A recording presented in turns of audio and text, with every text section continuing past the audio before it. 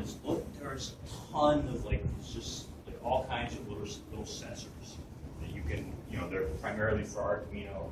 So you have to watch out because a lot of times they want 5 volts, which you can provide to them. But if you feed 5 volts into most of these little ARM things, like they have the I/O pins directly attached to the processor.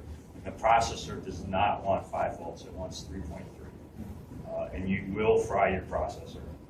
It sucks. So is it so easy to control that a child? Maybe put it on the floor though, so it doesn't go off the table. It would be nice if I had a joystick or something. But, do you have an ability to write a program and download it on the robot? Actually, I deploy a WAR file.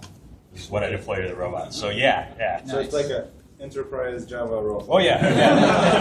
At one point, I actually had it sending information back over HornetQ to me because I was messing around with an accelerometer, and I just wanted to get the data back. And actually, I had this nice little thing I was charting it. And the reason I'm asking is because that's how you do it on the Lego. You write a program on the computer and then you download it, and whatever the logic is, then it just gets run. It's you can do that, but I mean it's actually running nREPL, so I can connect to it and just fiddle with Clojure or whatever. The Lego Mindstorms, someone has done some kind of Java thing for it, right? But my understanding is Java 1.4 or something, just disgusting. Did you have any problems getting the ARM JDK going on? No, it just starts right. It's so Clojure on it? Yeah, fine. It runs just fine. The Beagle Bone, it's actually sort of like a generation or maybe even 2 older than the Raspberry Pi. So all the distributions for the stuff are soft float, which is what the ARM JDK that Oracle has released so far requires soft float. But the default distribution or default or whatever people usually run on the Raspberry Pi are generally hard float. It's like an ABI change, and the Sun JDK doesn't run on there yet, but it will, and you can put a soft float Linux distribution on them. So was some piece of that the reason you went with BeagleBone instead of Raspberry Pi? The BeagleBone is actually, so the BeagleBone is a cut-down version of this other thing called the BeagleBoard, which is it's got a little bit more.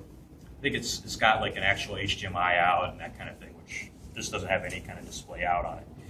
And that had been on my radar kind of for a while. It's just that's kind of neat, and just because of that. You're just familiar with it. Yeah, and it's you can just go on Amazon and buy it for $80. You don't have to who's got Raspberry Pis and wait for months. Yeah. So it's called ICU. What does that stand for? ICU stands for Inexpensive Clojure Unit, which it definitely is not. At least developing it has been. I don't want to tell you how much I've spent. What's just the hardware? So the RC car that's the base was $20. And actually, I bought it 3 or 4 years ago with the idea of doing something. It just kind of sat there. The H-Bridge, which I bought off of Amazon, I think was the cheapest one they had for $16, and it shipped from Taiwan somewhere. It's a dual H-Bridge actually.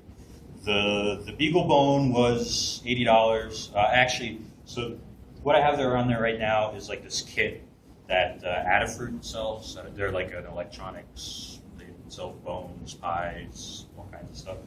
And so this is a little kit where it has a mounting plate, and it mounts next to a mini breadboard, which is really small if you want to actually do any real circuit breadboarding. And that was 120 or something crazy, but it's cute looking. So this rear part is actually sitting on this polycarbonate sheet that I bought from Amazon for I don't know how much. Amazon Industrial is cool. You can buy polycarbonate sheets. And, it's just a really thin piece of plexiglass. Did you have any